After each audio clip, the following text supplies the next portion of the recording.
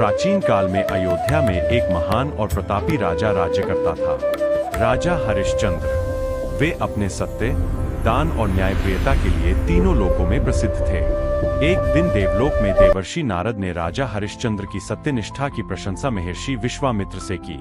विश्वामित्र ने यह सुनकर कहा, यदि यह राजा सचमुच सत्य का पालन करता है तो मैं उसकी परीक्षा लेकर देखूंगा। महर्षि विश्वामित्र राजा के दरबार में आए और उन्होंने राजा से यज्ञ के लिए संपूर्ण राज्य दान में मांग लिया। राजा ने बिना संकोच अपना राज्य दान कर दिया, परंतु दान के बाद भी विश्वामित्र संतुष्ट नहीं हुए और दक्षिणा की मांग की। राजा के पास अब कुछ भी नहीं था। तब ऋषि विश्वामित्र ने दक्षिणा चुकाने के लिए कुछ महीने का समय दिया।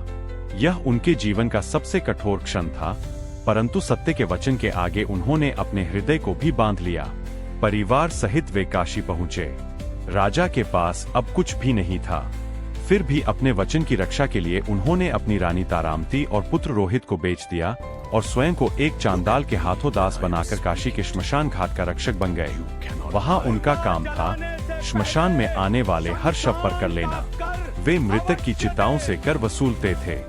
दैवयोग से एक दिन सर्पदंश से राजकुमार रोहिताश्व की मृत्यु हो गई। शोक से व्याकुल रानी तारा अपने मृत पुत्र को लेकर श्मशान पहुंची। राजा हरिश्चंद्र ने उन्हें पहचान लिया, परंतु धर्म का पालन करते हुए उन्होंने अपनी पहचान छिपाए रखी। कर्तव्यवश उन्होंने रानी से भी श्मशान कर मांगा। रानी के पास कुछ भी न था। उन्होंने अपने वस्त्र का एक टुकड़ा फाड़कर दक्षिणा दी। राजा का हृदय भीतर से टूट गया, किंतु वे सत्य से डिगे नहीं। जैसे ही राजा ने अपनी आंखों से आंसू गिराए, उसी क्षण देवता प्रकट हुए। विश्वामित्र ने कहा, हे राजन, तुम्हारी परीक्षा पूर्ण हुई। तुमने सत्य को जीवन से भी ऊपर रखा। देवताओं के वरदान से रोहिताश्व जीवित हो उठा। राजा को उनका राज्य, परिवार और सम्मान पुनः प्राप्त हुआ। देवताओं ने कहा, जब तक संसार रहेगा, सत्य की बात होगी, तब तक हरिश्चंद्र का नाम लिया जाएगा।